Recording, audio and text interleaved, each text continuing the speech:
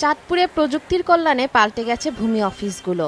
দিনের পর দিন ঘুরতে হচ্ছে না জমির মালিকদের, বাড়তি খরচ কিংবা নেই দালালের উৎপাত। ভূমি অফিসে এসে অনলাইনে আবেদন করে বাড়ি ফিরে যাচ্ছেন তারা।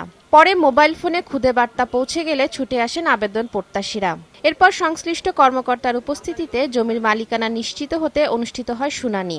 সব প্রক্রিয়া শেষ হলে হাতে পৌঁছে যায় নামজারির কাগজপত্র, পর্চা আর খতিয়ান। সময়ের প্রয়োজনে দ্রুত পাল্টে যাওয়া এমন সুবিধা পেয়ে সন্তুষ্ট সেবা প্রত্যাশীরা। ডিজিটাল সিস্টেম করাতে, খতিয়ান নিতে এবং ডিসিআর পাইতে আমাদের অনেক সুবিধা। এখানে কোনো দালাল কেউ নেই, আমি একে আসছি। এখন ডাইরেক্ট অফিসে আসি, 1150 টাকা লাগে, আর কোনো অসুবিধা নাই, আমার কাজটা তাড়াতাড়ি হয়ে যায়।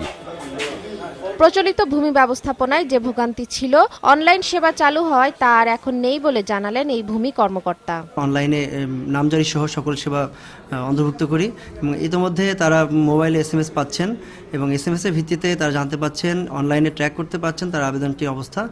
জেলার সবগুলো উপজেলায় ডিজিটাল সেবা নিশ্চিত হওয়ায় সাধারণ মানুষ উপকার পাচ্ছে বলে জানালেন জেলা প্রশাসক। যারা ভূমি সেবা চাচ্ছেন তারা ভূমি অফিসে যেয়ে অতি সহজেই তাদের নামজারি মিউটেশন করে নিতে পারছেন। আর ভূমি ব্যবস্থাপনার প্রযুক্তিগত পরিবর্তন সরজমিনে দেখতে এসে এক্ষেত্রে চাঁদপুর অনেক এগিয়েছে বলে মন্তব্য করেন ভূমি সংস্কার বোর্ডের শীর্ষ কর্মকর্তা। আমরা একটা ধারণা নিয়ে গেলাম, আমরা মনে করি ভূমি ব্যবস্থাপনায় আধুনিকরণ করার ক্ষেত্রে চাঁদপুর অনেক দূর এগিয়ে গেছে। সরকারি সহায়তা পেলে এটা আরও কার্যকর হয় বলে আমরা বিশ্বাস। জেলার 8 উপজেলা ছাড়াও 7টি পৌরসভা এবং ইউনিয়নগুলোতে আরও 87টি ভূমি অফিস রয়েছে। সময় সংবাদ, চাঁদপুর।